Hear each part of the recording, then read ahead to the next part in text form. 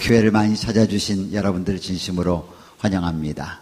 또 오늘 말씀을 사모해서 이곳에 오신 우리 몇 분의 또 우리 새로 오신 여러분들도 진심으로 환영합니다. 이번 한 주 동안 예수님이 왜 유일한 인류의 구원자인가, 그것에 대해서 우리가 함께 지금 말씀을 상고하고 있습니다. 첫째 날에는 예수님, 예언된 예수님이 탄생이, 그리고 삶이, 죽음이, 부활이, 그리고 그 후에 승천 후에 다시 재림이 미리 예언됐다라고 하는 사실을 우리가 함께 배웠고, 어제는 그 예언 가운데 특별히 예수님의 다시 오심에 대하여 우리가 함께 공부했습니다. 오늘은 셋째 날로서 예수와 새 생명.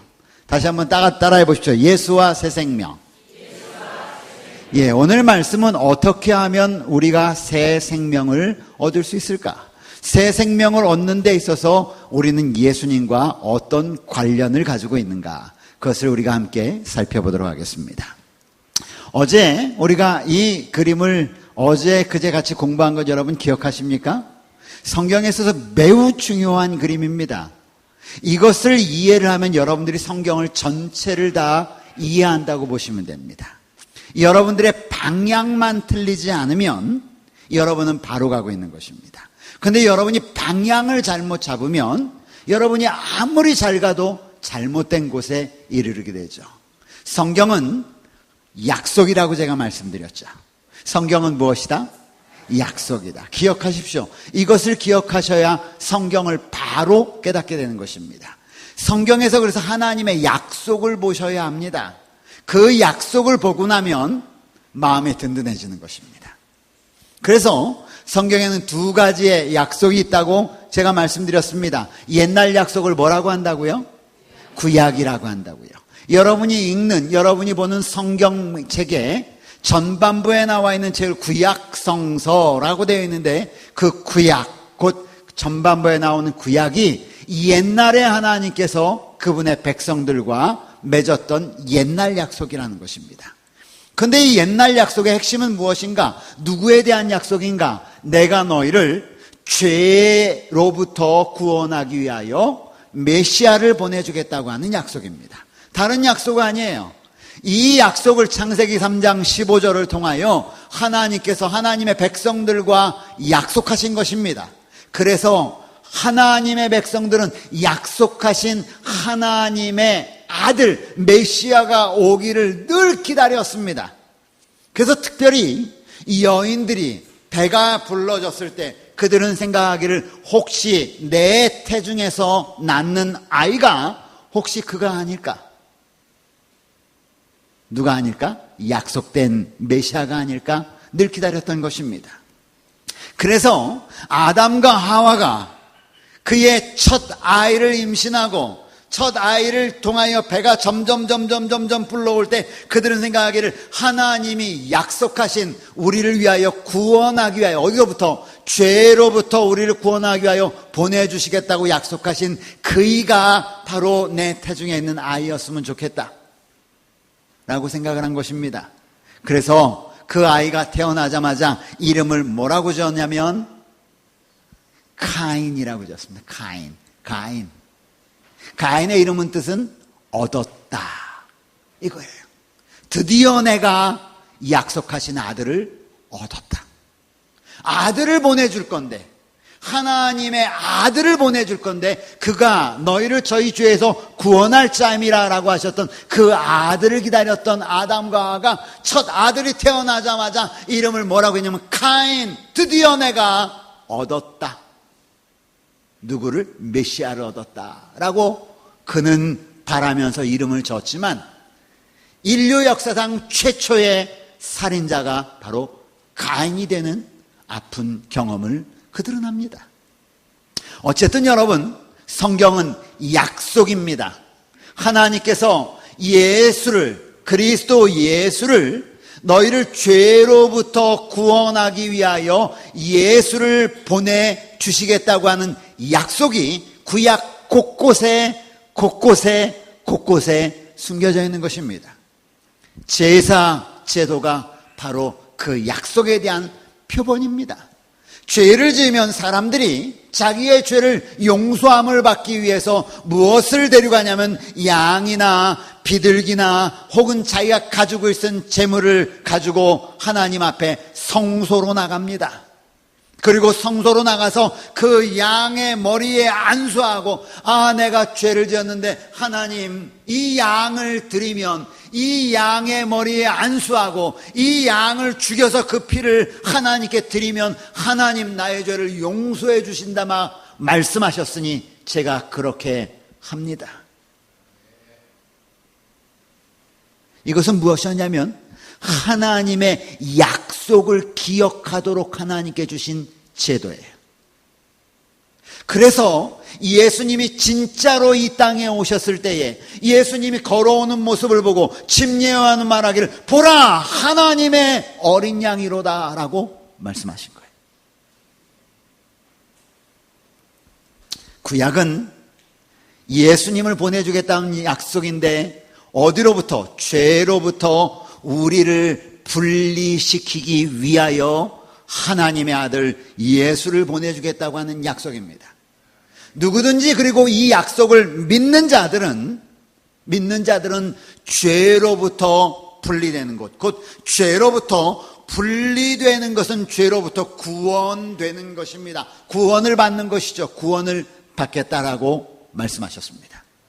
오늘 여러분은 이 구약의 약속에 따라 이 땅에 오신 예수 그리스도가 우리를 죄에서 깨끗하게 하실 분이심을 여러분은 믿으십니까? 아멘. 그런 자들을 향하여 말씀하시기를 저희의 죄가 주홍같이 붉을지라도 눈과 같이 희어질 것이라고 말씀하셨음을 믿게 되시길 바랍니다. 우리가 이 예수를 믿어 우리는 죄로부터 분리된 하나님의 죄의 행동으로부터 분리된 것이 아닙니다. 죄의 결과로부터 분리된 것이 아닙니다. 죄의 저주로부터 분리된 것입니다. 우리는 여전히 예수 그리스도를 개인의 구조로 믿지만 우린 여전히 죄의 행동들을 합니다. 때때로 우리 마음 가운데 안 좋은 마음이 있어서 남을 미워하기도 하죠. 남을 험담하기도 합니다. 그렇죠? 이런 일들은 우리가 여전히 어디에 있다는 소리냐면 죄로부터 구원을 받았지만 죄의 영향 가운데 우리가 있다고 하는 증거죠. 그래서 완전한 구원은 어디 영향으로부터도 완전히 해결돼야 되냐면 죄의 영향으로부터 완전히 자유로워야 하는 것입니다. 그래서 예수님은 이렇게 죄악 세상에서 예수 그리스도를 믿고 여전히 이 죄악 세상 가운데서 죄의 영향 가운데 여전히 살고 있는 하나님의 백성들을 구원하시기 위하여 또 다른 새로운 약속을 하셨는데 그 약속이 무슨 약속이냐? 신약입니다. 누구에 대한 약속입니까? 예수에 대한 약속입니다. 무엇 하겠다는 약속입니까? 다시 보내주시겠다고 하는 약속입니다. 다시 오겠다고 하는 약속입니다. 무엇 하러요?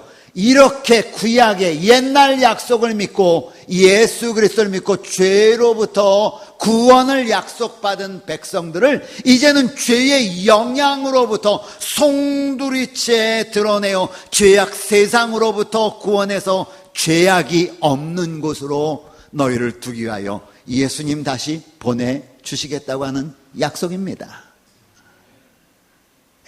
이것이 성경의 처음부터 끝입니다. 그래서 하나님을 믿는다고 하는 것은 예수 그리스도의 십자가를 통하여 우리가 죄로부터 구원을 약속받았으며 예수 그리스도의 재림으로 말미암아 지금은 우리가 여전히 죄의 흔적 가운데 노출되어 있지만 예수 그리스도의 다시 오심으로 말미암아 죄의 흔적으로부터 완전히 분리되는 그 순간을 맞이하게 될 것이다. 이 사실을 믿고 따라가는 것이 예수를 믿고 따라가는 것임을 여러분 기억하시길 바랍니다. 자, 오늘은 우리 하나님의 말씀 가운데 우리가 어떻게 그러면 새로운 사람이 될 수 있을까? 아까 우리는 죄인이라고 했는데 어떻게 죄인이 하나님의 백성으로 변화될 수 있을까라고 하는 것입니다. 어떤 사람이 하나님에 대하여 많이 연구하고 고민하고 공부하고 난 후에 하나님을 어떻게 하면 잘 소개할까라고 생각을 하다가 다음과 같은 한자를 하나님의 품성을, 하나님의 모습을 묘사하기에 가장 적합하다라고 생각하면서 이 단어를 만들었습니다. 거, 세, 유. 클 거자에다가 세미할 세자에다가 엄할 엄자에다가 온유할 유자입니다. 그렇죠? 근데 왜 이렇게 적었느냐 그랬더니 하나님은 온 우주, 큰 광대한 우주를 다스리고 통치할 만큼 어마어마하게 크신 분이다. 그러면서도 성경에 보니까 우리의 머리 숫자까지도, 머리카락 숫자까지로 셀 수 있는 세밀한 분이시라는 것을 알았다. 그리고 그는 굉장히 엄하신데 뭐에 대하여는 굉장히 엄하냐면 하나님의 말씀을 순종하지 않는 자들에 대하여서는 가차없이 엄하시다.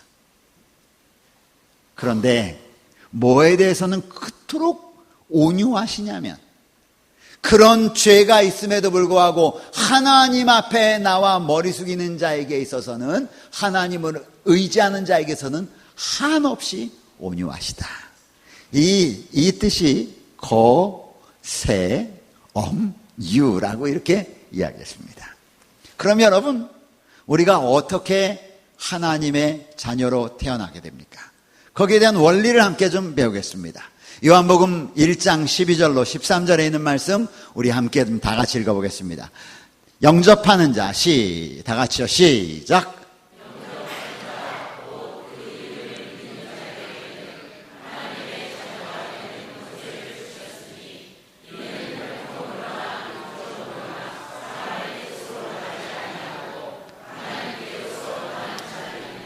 여러분, 성경은 분명히 말하기를 영접하는 자, accept하는 자예요.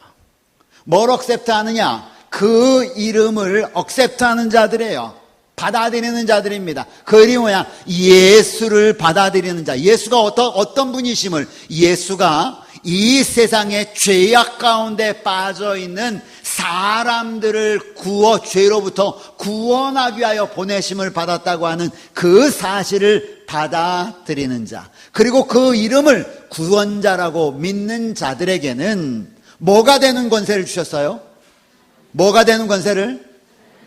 왜 입을 전혀 안 움직이십니까? 여기에 뭐라고 써요? 뭐가 되는 권세를? 하나님의 자녀가 되는 권세를 주셨는데, 이 하나님의 자녀가 되는 권세는 여기 말하기를 혈통으로 되는 것이 아니고 육정으로 되는 것이 아니고 사람의 뜻으로 되는 것이 아니고, 그렇게 하나님의 자녀가 되는 것은 누구로서? 하나님께로서 어떻게 된 자들이다? 난 자들이다. 그러니까 예수 그리스도를 믿는 것은, 제가 아무리 논리적으로 100번 설명을 하고 제 말을 듣고 난 다음에 어떤 분들은 목사님 말이 맞아요, 목사님 정말 틀림없네요 라고 한다 할지라도 하나님의 자녀가 되지 않더라고요. 하나님의 자녀가 되는 것은 하나님의 부르심을 영접하는 자, 받아들이는 자들인데, 이 받아들이게 하는 것이 곧 하나님께서 하시는 일이다라고 성경은 이야기했습니다. 여러분, 인간의 출생과 예수님의 출생과의 차이점을 제가 다음에 말씀드릴게요 라고 엊그저께 말씀드렸죠. 그걸 오늘 좀 말씀드리려고 해요. 사람의 탄생은 다 이렇습니다. 시편 51편 5절 다 같이 읽겠습니다. 내가, 시작.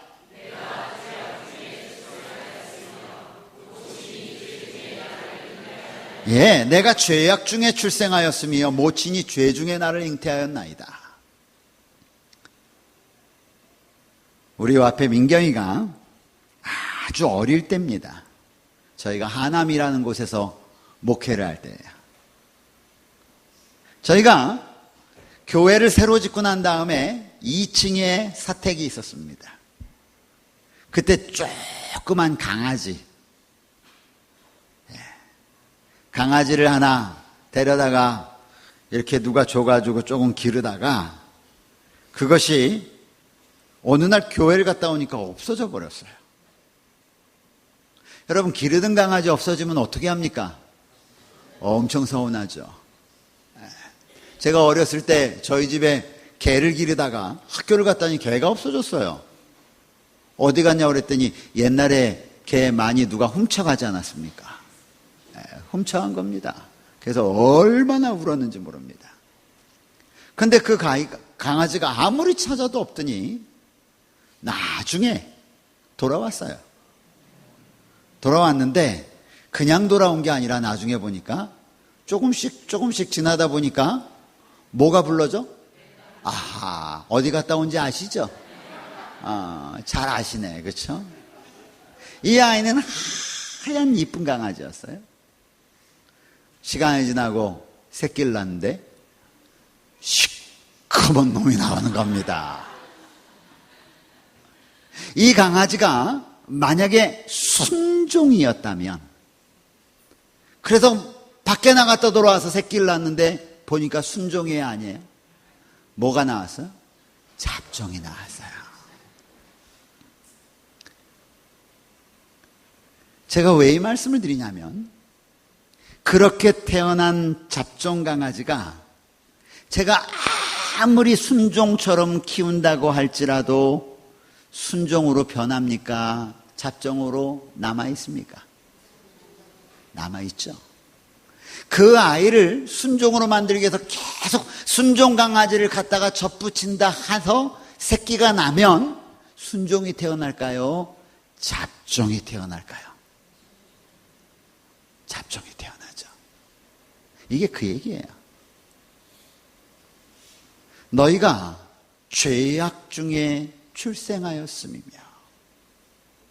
인간은 최초의 아담과 하와가 범죄함으로 말미암아 그 아담과 하와가 죄인이 되고 난 후에 가인을 낳고 아벨을 낳고 셋을 낳고 그 자녀들을 낳기 때문에 아담과 하와가 죄인이 되었기 때문에 그 다음에 태어난 모든 존재들은 죄의 후손으로 태어난 것입니다. 우리의 의지와 상관이 있어요, 없어요? 없어요. 그러니 하나님께 원망할 만해, 안 해? 여러분, 원망 안 하면 이상한 거예요. 하셔야 돼. 하나님, 제가 지은 죄가 아닌데 왜 부모 잘못 만나서 부모의 죄를 저에게 맡기십니까? 하나님은 자기에게 지은 죄를 자기에게만 책임지게 하지 다른 사람이 지은 죄를 그 사람에게 옮기지 않잖아요. 그렇잖아요. 우리가 아담과 하와가 잘못했기 때문에 그것이 우리가 죄 중에 태어난, 아담과 하와가 죄인이니까 그 밑에도 죄인, 그 밑에도 죄인,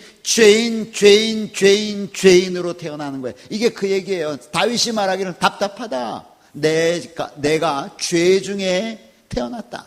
모친이 죄 중에 나를 잉태하였다. 그래서 예수님께서는 요한복음 8장 44절에 이 땅에 있는 사람들에 대하여 다 말하기를 이렇게 말했습니다. 함께 읽어볼까요? 너희는 시작. 네, 너희는 마귀의 자식이다. 너희는 죄인의 자식이다. 이게 성경의 우리에 대한 판단이에요. 그럼 예수님은 어떻게 탄생했는가? 예수님이 왜 우리의 구주가 되실 수 있는가? 예수님의 탄생은 우리와 완전히 달라요.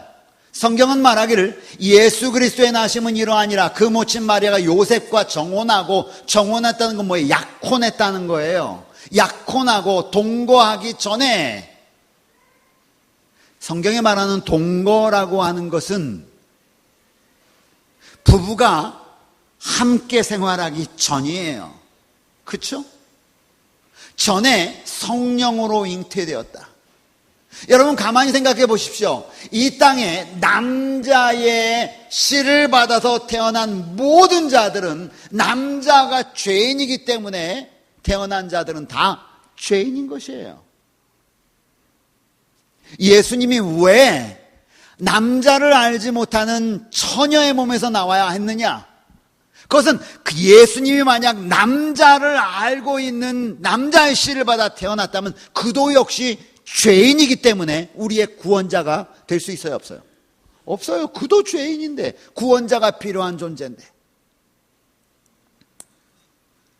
그래서 인간은 죄 중에 출생했고, 여러분 잘 보세요. 성령은 하나님이시지 않습니까? 하나님으로 말미암아 태어났어요. 최초에 누구와 똑같으냐면 아담과 하와와 아주 똑같은 거예요. 하나님으로 말미암아 태어났어요. 그래서 로마서에는 예수 그리스도에 대해 말하기를 둘째 뭐라고 그랬어요? 아담이다 라고 말씀하신 거예요. 자, 여러분 가만히 생각해 보세요. 첫째 아담 안에서 태어난 모든 사람들이 자기의 결심과도 상관없이 그냥 태어나고 나다 보니까 죄인이 됐어요. 그런데 첫째 아담만 있는 줄 알았더니 성경은 또 다른 하나의 아담이 있다는데 그 아담이 누구예요? 둘째 아담이에요. 누구예요? 예수님이에요.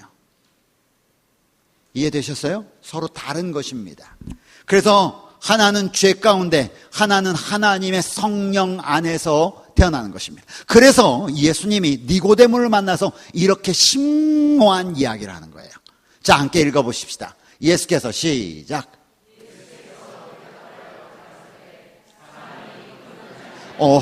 사람이 어떻게 하지 아니하면? 거듭나다라는 말은 영어로 born again이에요. 다시 태어나지 아니하면. 여러분 우리가 어떻게 태어날 수, 그러니까 이 니고데모가 말하기를 내가 어떻게 다시 태어납니까? 엄마 뱃속으로 다시 기어 들어갑니까? 아니다. 내가 다시 태어나라는 말은 그런 의미가 아니다 라고 말하면서 이야기합니다. 사람이 여기다가 쳐 시작. 물과 성령으로 난다라는 말은 너희가 하나님 안에서 다시 태어나지 않으면, 이게 무슨 말이냐면 너희가 첫 아담, 다시 말하면 죄 짓기 이전의 아담의 상태에서 다시 태어나지 않으면 이 소리예요. 그럼 여러분 우리가 어떻게 아담의 안에서 다시 태어날 수 있습니까? 이게 새 생명의 오늘 비밀이에요. 인간의 상태는 조금 아까 말씀드렸던 것처럼 우리는 하나님의 모양과 형상을 따라 지음을 받았다고 그랬어요. 모양이 뭐고 형상이 뭘까? 모양 그랬더니 사람의 형상. 한국 사전에 보면 그렇게 나와요. 형상 뭐냐 했더니 사람의 모양. 우리나라만은 모양과 형상이 비슷해 보이지만 영어 성경의 모양과 형상은 완전히 달라요. image하고 likeness예요. 완전히 다른 것입니다. 하나는 외형적인 모양을 이야기하는 것이고, 하나는 외형적으로는 보이지 않지만 그 사람 내면에 흐르는 그 사람의 품성, 마음을 이야기하는 거예요. 그러니까 이 말은 사람이 원래 창조함을 받을 사람은 외적인 모양뿐 아니라 우리의 마음까지도 하나님을 따라 지음을 받았다라고 하는 것을 여러분 기억하셔야 해요. 그래서 여러분 이 땅에 있는 모든 만들어진 것들이 목적대로 쓰여질 때 가장 좋은 거예요. 이거 조그만 거 별거 아닌 것 같지만 제가 이런 거 이렇게 할 때 하고 넘길 때 사용합니다. 그런데 제가 이걸 갖다가 그 목적대로 사용하지 않고 칠판 지우개로 사용한다라고 생각해 보세요. 편하겠어요? 불편하겠어요? 쓸모없는 것이죠. 사람이 사람답게 사는 것은 사람이 만들어진 본래 목적으로 돌아갈 때 사람은 가장 행복한 거예요. 그러므로 사람이 가장 행복할 때는 언제냐? 하나님의 모양을 그대로 유지하면서 하나님의 마음, 하나님이 살라라고 하나님의 마음, 곧 사랑의 마음을 간직한 채로 살아갈 때 사람은 가장 행복하다. 기억하셔야 돼요. 사람이 이렇게 창조함을 받았습니다. 그런데 문제가 생기기 시작해요. 하나님께서 이 사람을 창조하시고 난 다음에 그에게 말씀하시기를 이 땅에 있는 모든 것을 다스리는 청지기 직분을 주십니다. 너 이 땅의 모든 것을 다스려. 누구의 뜻에 따라? 하나님의 정신과 하나님의 모양과 하나님의 마음에 따라 다스려라. 그리고는 에덴 동산에 살게 하시고 그 에덴 동산을 마음껏 뛰놀게 하시면서 에덴 동산에 있는 두 나무의 구루를 특별히 하나님께서 지목하시면서 구별하시는 거예요. 여기에 굉장히 중요한 것은 구별이에요. 따라하세요. 구별. 여러분, 에덴 동산에 얼마나 많은 나무가 있었을까요? 아마 수도 없이 많았을 거예요. 이 여기에 나와 있는 동산 중앙에 있는 생명나무나 선악을 알게 하는 이 나무가 저는 특별하게 달랐다라고 생각지 않습니다. 다른 나무와 똑같은 나무라고 생각을 해요. 그러나 그것이 특별하게 된 이유는 모양이 특별해서가 아니라 하나님이 구별하셨기 때문에 특별한 거예요. 무엇 하셨기 때문에? 구별하셨기 때문에. 여러분, 우리는 다른 사람들과 동일해요. 똑같습니다. 밖에 나가면요, 우리보다 잘생긴 사람 많고 우리보다 선해 보이는 사람 많고 우리보다 훌륭해 보이는 사람 많아요. 그럼에도 불구하고 성경에 하나님께서 하나님을 믿는 백성을 성도라고 하신 것은 그들을 구별하셨기 때문에 특별한 백성인 거예요. 하나님이 구별하시면 특별해집니다. 그런데 하나님께서 이 두 나무를 구별하셨어요. 그리고 그것을 먹지 말라. 성경은 말하기를 여호와 하나님이 그 사람을 이끌어 에덴 동산에 두사 그것을 다스리게 하시며 여호와 하나님이 그 사람에게 명하여 가라사대 동산 각종 나무의 실과는 내가 맘대로 너희가 먹고 맘대로 올라가도 돼. 너희가 맘대로 가지고 놀아도 돼. 그러나 선악을 알게 하는 나무는 그 실과는 먹지 마. 구별하신 거예요. 하나님이 구별해 놓으신 것입니다. 먹는 날에는 죽을 거야. 영생의 조건은, 주목하세요, 영생의 조건은 두 가지였습니다. 첫째, 선악과를 먹지 말 것. 하나님이 동산나무에는 모든 것은 다 주셨는데 선악과만은 먹지 마라. 이것은 무엇이냐면 하나님의 주권을 인정하는 것이에요. 하나님이 구별해 놓은 것 건들지 마, 이 소리예요. 하나님 창조주 하나님께서 말씀하셨으니까 그것을 너희가 따라라. 두 번째는 무엇이냐면 생명과를 먹을 것. 하나는 먹지 말 것, 하나는 먹을 것. 이유가 뭔가? 이것은 하나님의 말씀을 순종하도록 한 것이에요. 이 영생의 조건은 두 가지. 하나는 하나님의 주권을 인정할 거냐 안 할 거냐, 하나님이 나의 하나님이심을 알 거냐 안 할 거냐. 또 하나, 그는 무엇이냐? 하나님의 말씀에 순종하며 살 것이냐 안 할 것이냐. 이것이 하늘에 갈 수 있는 하나님의 조건이다 라고 이렇게 했어요. 그런데 문제가 생겼죠. 유혹이 옵니다. 뱀을 통해서요. 뭐라 그래요? 뱀이 여자에게 물어가로되 하나님이 참으로 너희더러 동산나무 모든 나무의 실과를 먹지 말라고 그러대? 아니잖아요. 그랬더니 하와가 대답하죠. 아니, 여자가 뱀에게 말하되 동산나무의 실과를 우리가 먹을 수 있으나 동산 중앙에 있는 실과는 하나님의 말씀에 너희는 먹지도 말고 만지지도 말라. 너희가 죽을까 하노라. 그렇게 얘기했어. 이건 하나님의 주권이라고 그랬잖아요. 그랬더니 뱀이 말하기를 천만에 하나님의 주권 인정 안 해도 돼. 너희가 그거 먹으면 하나님처럼 될까 봐, 너희가 주권 가질까 봐 하나님이 막으시는 거야. 이때 인간은 하나님의 주권을 인정했어야 합니다. 그런데 무슨 일이 벌어졌어요? 같이 읽읍시다. 시작.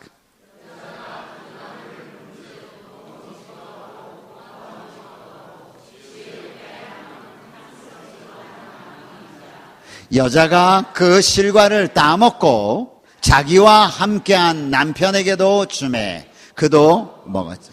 여러분, 먹었어요 안 먹었어요? 먹었어요. 하나님의 주권을 인정했어야 되는데 주권을 인정하지 않았어요. 자기가 주인이 되려고 해요. 그렇게 된 결과가 무엇인가? 여호와 하나님의 에덴 동산에서 그 사람을 내어 보내서, 여러분, 에덴 동산에서 내어 보냈다라고 하는 말은 그 에덴에 무엇이 있었냐면 생명나무가 있잖아요. 생명이 있어요. 하나님의 주권이 있는 그곳에서 쫓겨난 것이에요. 결국 이 에덴 동산에서 내어 쫓겼다라고 하는 것은 생명으로부터 분리된 거예요. 그렇잖아요. 그래서 이 생명으로부터 분리된 이 땅의 모든 사람들이 죽어가는 거예요. 언제부터? 태어날 때부터.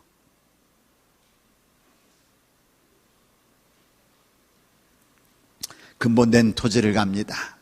그리고 결국은 너는 흙이니 흙으로 돌아가게 될 것이다. 이게 우리의 운명입니다. 이게 죄인의 모습이에요. 인간의 현재의 모습이 바로 이것입니다. 로마서 5장 12절은 이렇게 말합니다. 다 같이 읽겠습니다. 이러므로 시작.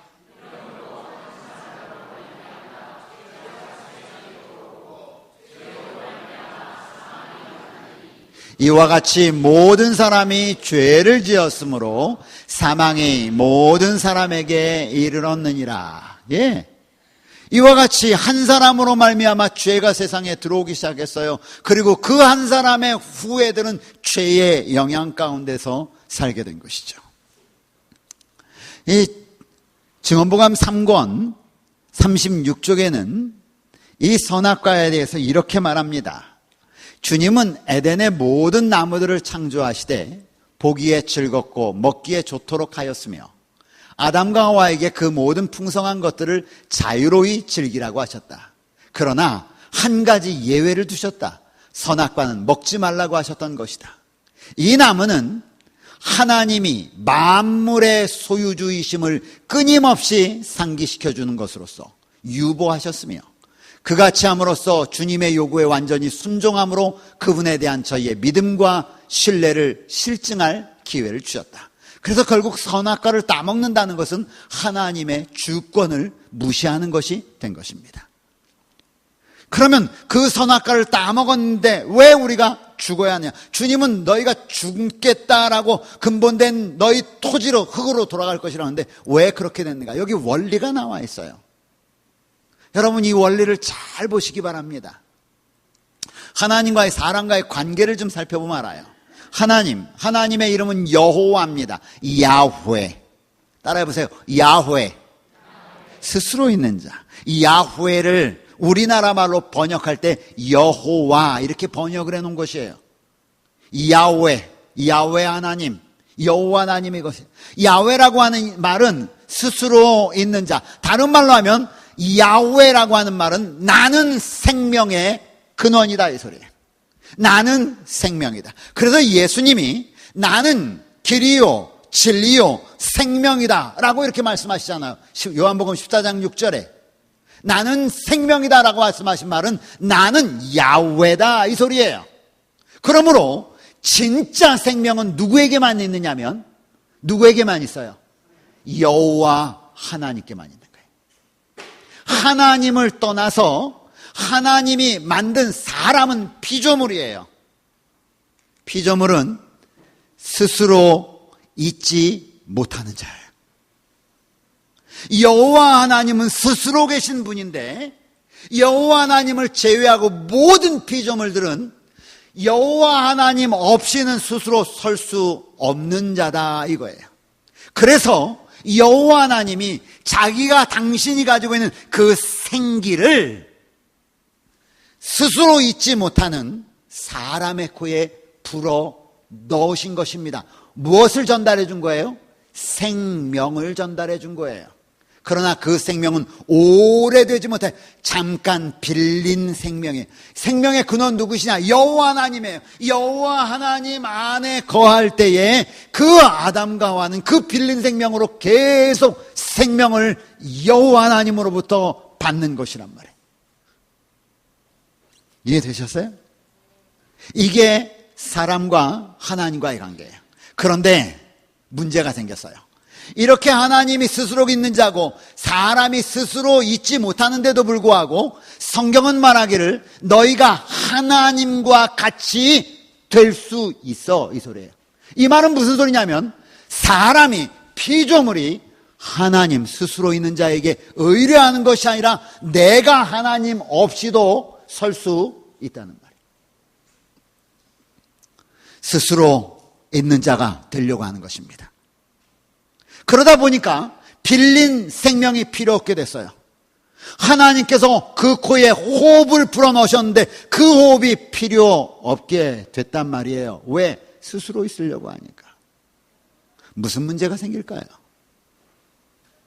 어떤 문제가 생기는지 뻔히 알게 되지 않습니까? 결국 스스로 있을 수 없는 자가 스스로 서려고 하니까 결국은 어떻게 돼요? 자기에게 빌린 생명이 다할 때쯤 되니까 죽음에 이르게 되는 것이다, 이 말이에요. 이게 누구냐? 여러분과 저의 모습이에요. 스스로 있으려고 합니다. 내 안에 생명이 있는 것처럼 그렇게 살아요. 희한하죠? 내가 생명을 가지고 있는 존재처럼 그렇게 살아간단 말이에요.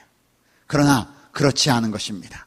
결국 사람은 이렇게 살아가다가 결국 스스로 자기가 생명 있는 것처럼 살아가다가 자기의 빌린 생명이 거의 맞춰 가는 것이죠. 그래서 예수님은 그의 제자들이 이렇게 말합니다. 참 의미 있는 말씀이었어요. 여러분 같이 읽겠습니다. 제자 중에 시작.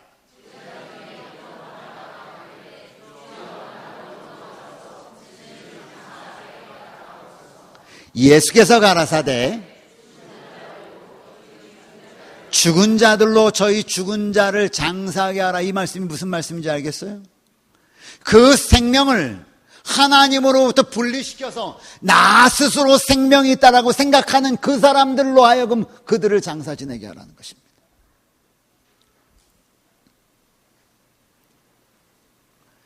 자, 하나님과 같이 될 수 있다는 말이 얼마나 무서운 말인지 여러분 다 잘 아시겠죠? 인간은 하나님과 같이 될 수 없는 존재들이죠. 그래서 로마서 6장 23절은 스스로 있으려고 하는 이 일이 결국은 죄고 그 죄의 결과로 오는 것은 사망이라고 이렇게 우리에게 말씀하셨습니다. 그래서 이렇게 나는 스스로 있을 수 있어, 이런 교만에 대하여 성경에 가만히 살펴보면 그 나는 스스로 있을 수 있다라고 하는 그 말에 대하여 우리 하나님께서 특별하게 예민하게 반응하시는 모습을 보입니다. 성경 읽어보겠습니다. 두렵건대 시작.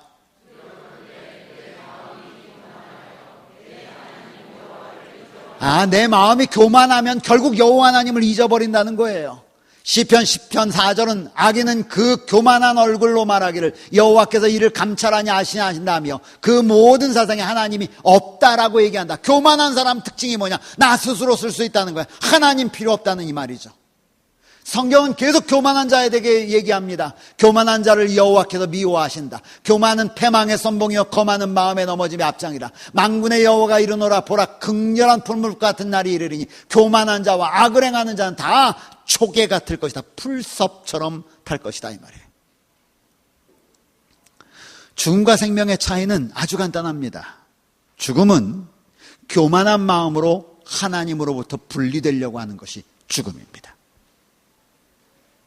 교만한 마음으로 나 스스로 쓸 수 있어, 하나님 필요 없어 라고 생각하는 사람들이 하나님으로부터 분리되어 살아가는 것이 무엇이냐? 죽음이에요. 그럼 생명은 무엇일까요?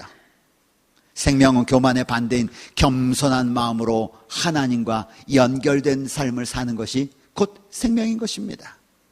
그래서 시편 149편 4절은 이렇게 말합니다. 여호와께서는 자기 백성을 기뻐하시며 겸손한 자는 누구냐? 하나님과 연결된 자예요. 나에게 생명이 없다고 말하는 자입니다. 생명은 오직 여호와 하나님께만 있다라고 고백하는 자예요. 그런 자를 하나님은 구원하신다라고 말씀하십니다.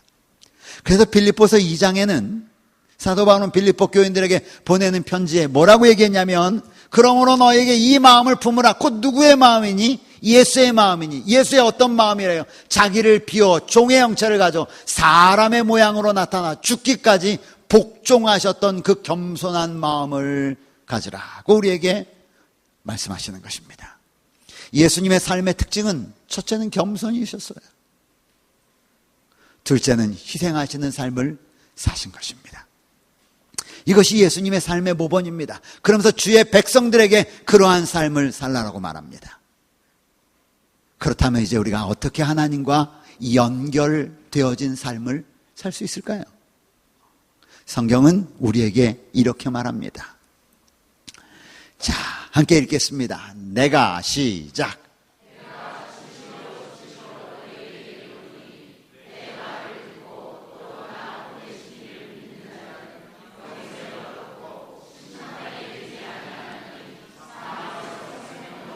어떻게 하나님과 연결될 수 있을까?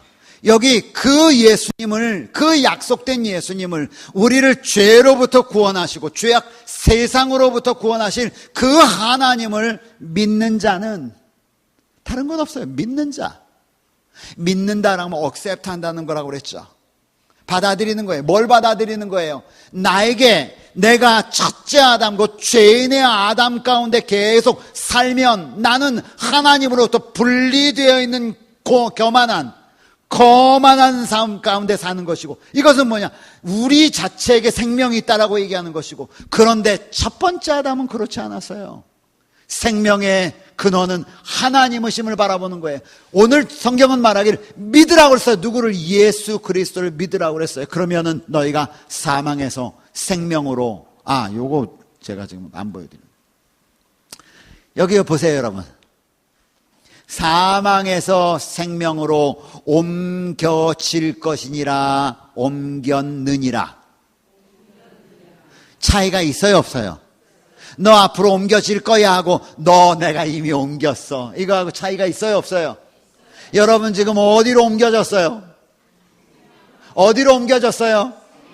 그러므로 여러분, 우리가 사망에서 생명으로 옮겨졌음을 인해서 하나님께 감사하시길 바랍니다. 예.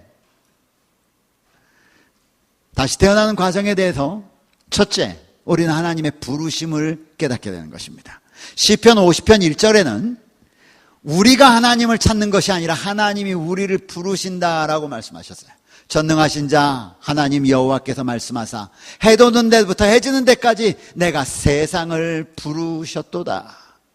하나님께 나아가서 내가 다시 태어나는 일에 있어서 가장 첫 번째는 하나님이 이 일을 위해서 오랫동안 준비하고 계셨고 이렇게 나에게 듣도록 길을 열어놓으셨구나. 이것이 부르심을 깨닫는 거예요.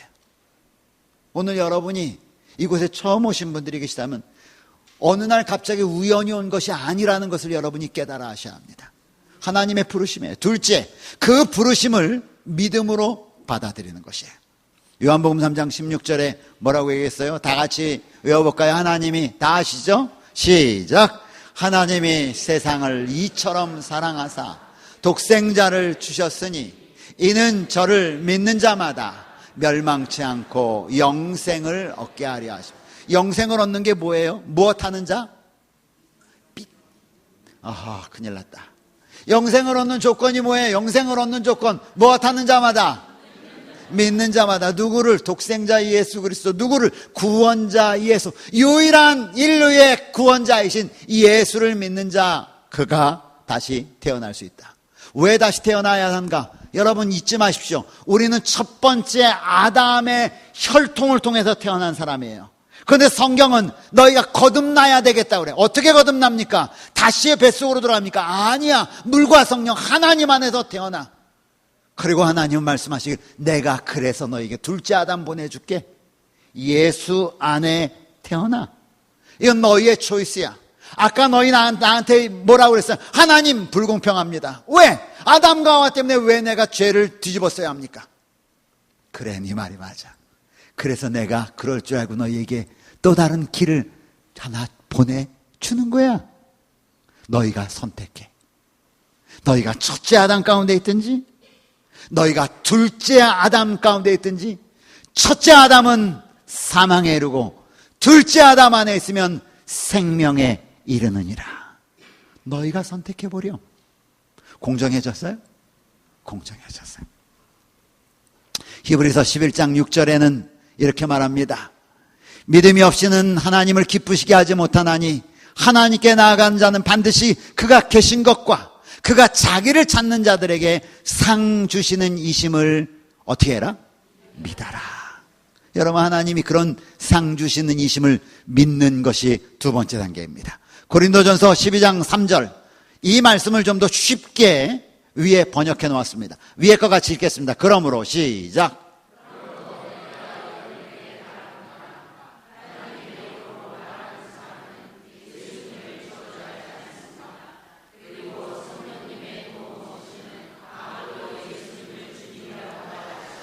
예수 그리스도를 개인의 구주로 영접하는 일은 성령 하나님의 역사하심이 있어야 된다는 것이.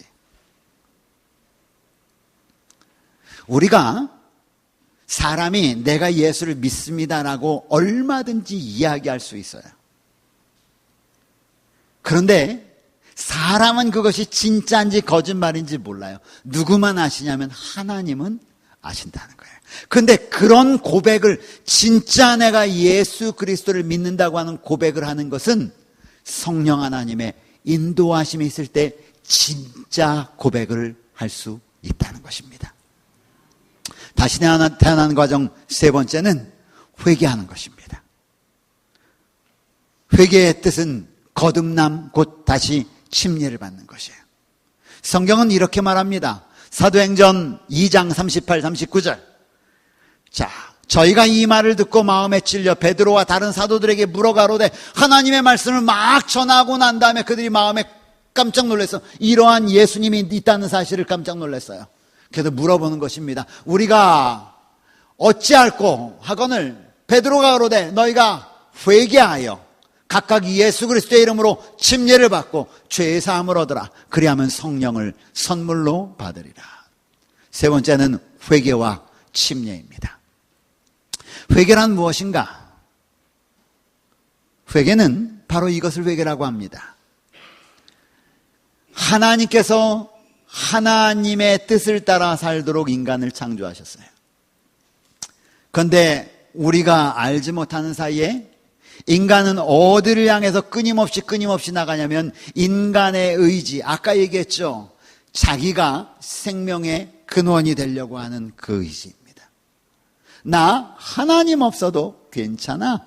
왜? 내 안에 생명이 있어. 라고 하는 의지입니다. 하나님과 같이 되려고 하는 교만입니다.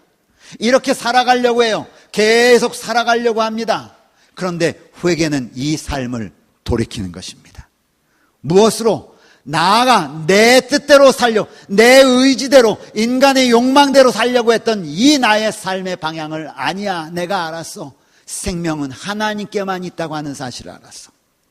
나는 하나님께 빌려받은 생명으로 유지된다고 하는 사실을 알았어. 내 생명의 근원은 하나님이라고 하는 사실을 알았어. 그리고 나의 가는 길에서 돌아서서 하나님의 길로 향하는 요 전환점, 터닝 포인트, 요 돌아서는 것, 요걸 뭐라고 그러냐면 요걸 회개라고 한단 말이에요. 인간의 진정한 회개는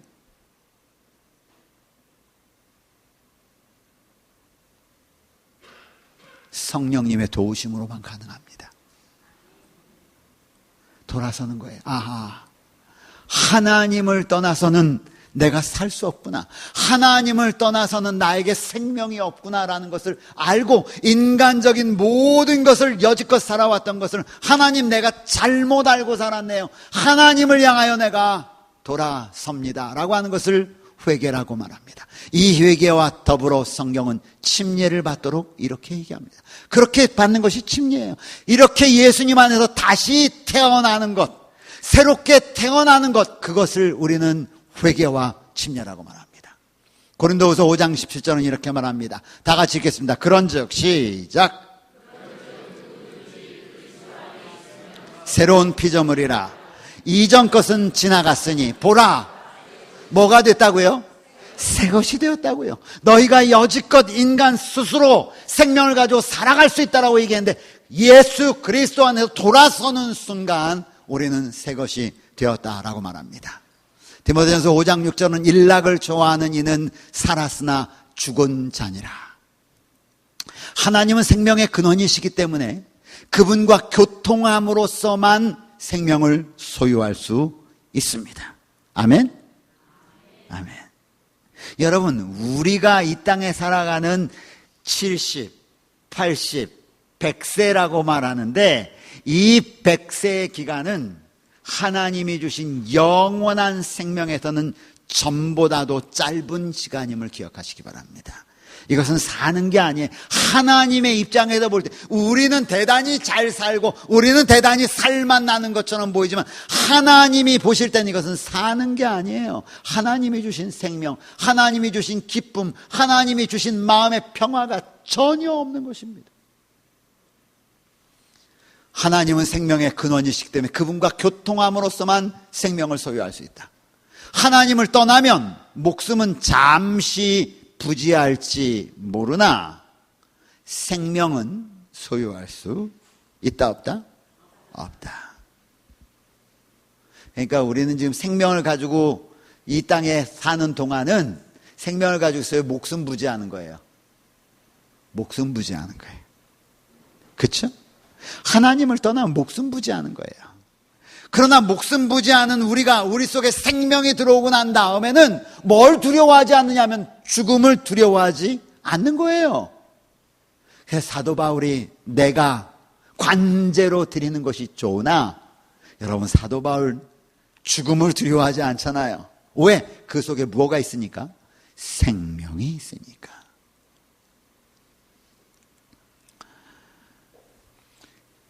이제 침례의 의미와 방법. 침례를 왜 주는가? 그것은 예수님의 명령입니다. 마태복음 28장 19, 20절에 너희는 가서 아버지와 아들과 성령의 이름으로 침례를 주라고 했습니다. 침례는 그럼 어떤 의미이기 때문에 주라고 했는가? 로마서 6장 3절로 5절에 보니까 침례는 세 가지 의미가 있는데 하나는 죽음이에요. 내가 죽는 것입니다. 뭐에 대해서 죽느냐면 내 스스로 생명이 있습니다. 하나님, 나는 스스로 살 수 있습니다. 나는 하나님이 없어도요 저는 살 수 있는 그런 존재입니다. 이렇게 했던 것에 대하여 죽는 것입니다. 그리고 나 자신을 완전히 장사 지내는 것입니다. 그리고 새로운 새 피조물이 돼요. 그 새 피조물은 어떤 피조물이냐? 예전에 죄 짓기 전에 아담의 후손, 곧 둘째 아담의 자손으로 태어난 새로운 피조물이 되어 살아가는 삶입니다. 이것이 침례의 의미입니다. 우리는 예수 그리스도의 십자가를 바라보면서 우리가 죽어야 할 사람이라는 것을 압니다. 죄의 몸을 십자가에 못 박는 것입니다. 그리고 우리 자신을 장사 지냅니다. 역시 물속에 우리 육신을, 우리의 생각과 우리의 모든 사상을 장사 지내는 거예요. 그리고 예수님이 부활하셨던 것처럼 부활하는 것입니다. 물속에 올라옴으로 말미암아 보라 새로운 피조물이 되었더라고 한 하나님의 말씀을 통하여 우리가 새롭게 태어나는 것입니다. 이것이 바로 전 세계에서 이루어지고 있는 예수 그리스도의 이름으로 침례를 받는 그러한 의미인 것입니다. 이렇게 우리는 거듭나고 다시 태어나는 것이죠. 베드로전서 3장 21절은 우리에게 이렇게 말합니다. 다 같이 읽겠습니다. 물은 시작. 이제 너희를 구원하는 편이 곧 침례라. 육체의 더러운 것을 제하여 버림이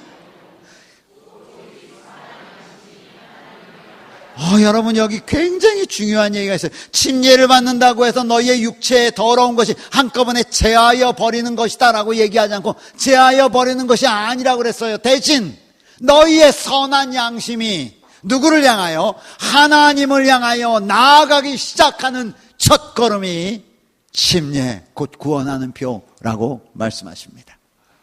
여러분 우리 모두 이 길을 걷게 되기를 간절히 바랍니다. 회개란 무엇입니까? 하나님의 뜻에서 하나님의 뜻을 저버리고 인간 우리의 방법대로 살아가다가 어느 순간 나에게 생명이 없구나, 나는 그냥 생명을 빌려받은 존재구나, 생명은 여호와 하나님께만 있구나를 깨닫고 나의 가는 길을 돌아서는 그 터닝 포인트, 그것을 우리는 전환점 회개라고 말합니다. 그때 우리가 경험하는 것이 물과 성령으로 침례를 받는 것입니다. 이것이 참다운 회개입니다. 이것이 하나님께서 우리에게 원하시는 삶입니다. 오늘 예수님께서는 우리에게 이렇게 말씀하십니다. 잠언 24장 16절, 대저 의인은 7번 넘어질지라도, 의인은 안 넘어지는 자가 아니라는 거예요. 넘어지는 자라는 것이죠. 7번 넘어질지라도 더 중요한 것은 다시 일어나는 것입니다. 누구를 향하여요? 생명을 향하여 일어나는 것입니다. 히브리서 2장 17절로 18절은 이렇게 말합니다. 그러므로 그가 범사의 형제들과 같이 되심이 마땅하도다. 이는 하나님의 일에 자비하고 신실한 대제사장, 곧 예수에 대해서 말하는 거죠. 대제사장이 되고 자기의 백성의 죄를 속량하려 하심이라. 노란 글씨 같이 읽겠습니다. 그가, 시작.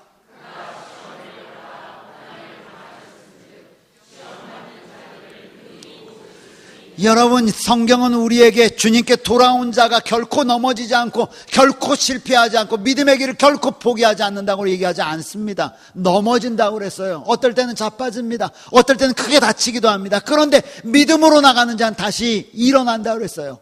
누가 일으키느냐? 예수 그리스도께서 일으키시는 것입니다. 그분께서 우리를 일으키시는 거예요. 왜? 그분이 우리의 질고를 아시기 때문입니다. 우리는 이 사진이 무엇을 의미하는지 잘 압니다. 가늠한 여인 마리아를 향해 오셨던 예수님의 모습입니다. 많은 사람들이 손가락질했어요. 많은 사람들이 저주합니다. 죽을 죄를 졌다라고 얘기해요. 그때 예수님이 조용히 다가가셔서 그 길에, 도로에 글을 쓰기 시작합니다. 그것은 이 사람을 정죄했던 수많은 사람들의 죄악에 대하여 글을 썼어요. 그리고 주님께서 이렇게 말씀하십니다. 요한복음 8장 10절로 11절, 예수께서 일어나 여자 외에 아무도 없는 것을 보시고 이르시되, 여자여, 너를 고소하던 그들이 어디 있느냐? 너를 정죄한 자가 없느냐? 대답하되, 주여, 없나이다. 예수께서 가라사대, 나도 너를 정죄하지 않는다. 이게 우리 주님이십니다. 왜요? 그분이 우리를 너무나 잘 아시기 때문입니다. 오늘 여러분, 우리가 진정으로 예수님 안에 예수님을 바라고 새로운 생명을 거듭나는 이 여러분들이 이 하나님의 은혜를 맛보는 주의 백성이 되기를 간절히 바랍니다. 침례를, 세례를 받은 사람들이 자주 묻는 질문이에요. 세례를 받은 사람도 침례를 꼭 받아야 합니까? 어떤 사람들이, 특별히 일반 교회에서 세례를 받으신 분들이 여기 와서 하나님의 말씀을 배우고 난 다음에 저한테 와서, 목사님, 저 세례 받았는데요, 또 침례 받아야 합니까? 이렇게 묻습니다. 침례가 세례로 변하게 된 역사를 먼저 좀 보아야 될 필요가 있어요. 초기 교회, 예수님이 승천하시고 난 다음에 초기 교회가 점점 부흥하면서 적어도 12세기경까지는 세례는 침례가 보통이었습니다. 세례는 방식의 차이, 세례와 침례는 의미는 동일합니다. 그러나 방식의 차이입니다. 세례는 뿌리거나 성수를 머리에 이렇게 갖다 대는 것, 이런 방식이고, 침례는 물속에 잠기는 예식입니다. 그 머리에 물을 적시거나 물을 뿌리는 두 가지 방법으로 발전했다. 그 이유가 중요해요. 그 이유는 무엇인가? 첫째, 병자가 물에 들어갈 때 문제가 있었다. 그래서 의미를 살리기 위해서. 저도 우리 교회에서 침례를 베풀지만 특별한 병자가 침례를 받기 원할 때는 다른 방식으로 합니다. 몸에 물에 들어갈 수 없는 병자가 예수 그리스도를 영접하고 개인적으로 예수님의 새 생명을 얻기를 바라는 자가, 목사님, 제가 침례를 받고 싶습니다 라고 하는 그런 환자에게는 물에 들어갈 수 없는 상황에서 제가 특별한 방법을 사용합니다. 그러나 그 특별한 방법을 매번마다 정상적인 사람에게는 사용하지 않습니다. 뭐예요?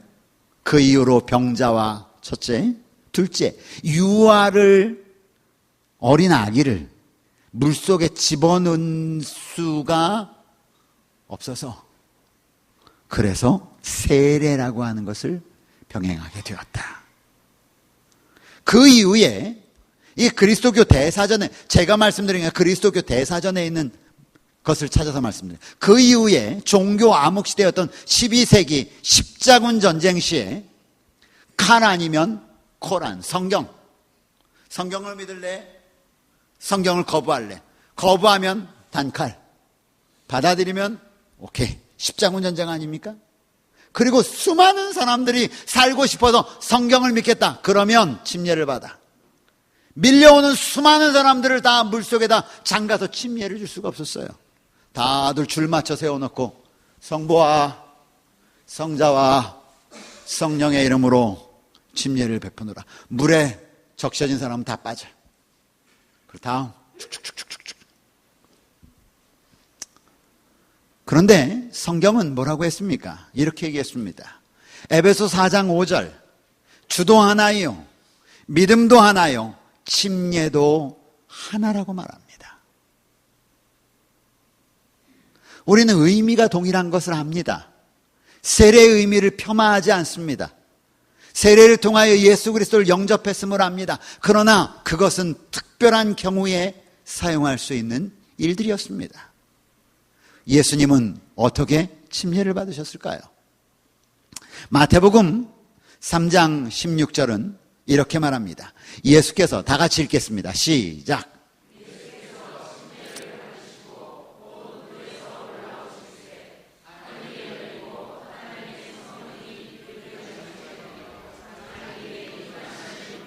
침례는 하나라고 그랬어요. 그런데 어떤 침례를 예수님이 받으셨는가는 매우 중요하죠. 그런데 예수님께서 받으신 침례는 세례가 아니라 침례였음을 분명히 하십니다. 왜? 성경이 그것이 왜 그렇게 우리가 분명하다고 말하면 성경이 말하고 있기 때문에 그래요. 예수께서 침례를 받으시고 곧 물에서 어떻게 해요? 올라오실 때. 세례라고 하는 말의 원어는 밥티조라는 말을 써요. 헬라어로. 이 밥티조라고 하는 말은 어떨 때 사용한 단어냐면 물감을 물들일 때 사용한 단어예요. 하얀색 천을 갖다가 물들이려고 하면, 자주색으로 물을 들이려고 하면 자주색 물에다가 어떻게 해요? 쑥 어떻게 해요? 집어 넣죠. 그렇게 해서 물들이지 않습니까? 이때 밥티조라고 하는 단어를 씁니다. 세례는 밥티조예요. 물에 잠기는 것입니다. 그게 성서적인 것이죠. 그래서 예수님이 그런 밥티조를 받으신 것입니다. 어디에서? 물속에 내려가셨다가 올라오신 것입니다. 성경은 우리에게 그렇게 말합니다. 이제 구원받는 성도는 그러면 어떤 삶을 살아야 하는가? 첫째, 여러분, 이건 강조해도 부족함이 없는 것이 첫째, 말씀으로 사는 백성이에요. 이렇게 자기의 길을 회개하고 돌아선 백성이 살아야 되는 삶은 말씀으로 사는 것입니다. 마태복음 4장 4절에 이는 사람이 떡으로 살 것이 아니라 하나님의 입에서 나오는 그 말씀으로 사는 것이라고 성경은 말씀하십니다. 로마서 10장 17절은 그러므로 믿음은 어디에서 나요? 들음에서 나면 무엇을 듣느냐? 하나님의 말씀으로부터 믿음이 생기는 것이에요. 여러분이 믿음이 생기를 원하시는 주의 말씀 가운데 거하시기 바랍니다. 왜냐하면 하나님의 말씀은 살아있기 때문에 그래요. 그래서 히브리서 기자는 말하기를 하나님의 말씀은 살았고 운동력이 있어 좌우의 날선 어떤 것보다도 예리하여, 이렇게 말씀하신 거예요. 여러분, 이 하나님의 말씀은요, 살아있는 말씀이에요. 기가 막힙니다. 이 말씀이 사람의 마음 가운데 들어오기 시작하면 사람을 막 변화시켜요. 그것이 구원받는 자들이 경험하는 삶입니다. 두 번째는 기도하는 삶이에요. 구원받는 사람은 하나님과 함께 대화하는 존재입니다. 하나님의 말씀을 통하여 살아있는 하나님을 경험하고 난 다음엔 끝도 없이 하나님과 대화하는 것이죠. 그것이 바로 기도하는 것입니다. 이게 구원받는 자의 삶입니다. 세 번째는 구원받는 자의 특징은 생활에서 나타나는데 어떤 생활인가? 곧 빛과 소금의 삶을 사는 생활에서 나타나는 것입니다. 이것이 회개한 자들. 그래서 예수님을 섬긴다고 하는 것은 하나님만 바라보는 것이 아니라 그의 삶을 통하여 그가 살고 있는 이웃들에게 빛과 소금으로서 아름다운 모본을 끼치는 삶입니다. 여러분, 저는 예수님과 함께하는 새 생활에 대해서 이 시간 여러분에게 말씀드렸습니다. 우리의 삶의 주변에는 우리의 눈에 보이지 않지만 저 뒤에 있는 나와 있는 것처럼 하나님의 생명을 허락하는 생명과, 그리고 또 다른 한 세력은 우리에게 돈과 세상적인 명예와 권력과 하나님 없이 너 스스로도 살 수 있어라고 하는 두 가지의 큰 싸움 가운데 우리는 놓여 있습니다. 성경은 우리에게 이렇게 말합니다. 너희가 어느 때까지 이 두 사이에서 머뭇하려느냐. 사랑하는 성도들이시여, 하나님의 편에, 영생의 편에, 생명의 편을 선택하게 되시기를 간절히 바랍니다. 그 일을 위하여 오늘 우리에게 필요한 것이 있다면 우리의 가던 길을 돌이켜서 하나님을 향하여 가는 것이고, 그 터닝 포인트에 참된 회개와 침례로 우리 자신을 하나님께 드리는 것입니다. 이러한 삶이 여러분과 저에게 있기를 간절히 바라며 말씀을 마칩니다. 기도하겠습니다. 하늘에 계신 우리 아버지 하나님, 오늘도 우리에게 말씀하여 주시고 우리가 어떤 존재인지 깨닫게 해주셔서 감사합니다. 하나님, 우리가 스스로 하나님 도움 없이 살 수 있는 존재라고 생각하지 않도록 우리를 인도하여 주시옵소서. 참 생명이 하나님에게만 있음을 알게 하시고 하나님을 의지함으로 말미암아 참 생명 가운데 거하는 우리 모두가 되도록 인도하여 주시옵소서. 주여, 우리가 그렇게 살지 못했다면 이제 우리의 삶을 돌이켜 하나님을 향한 우리의 첫 발을 내딛도록 인도하시고 주님과 동행하는 하나님의 참된 백성 되도록 저희를 인도해 주시옵소서. 감사드리며 예수님의 이름으로 기도드리옵나이다. 아멘.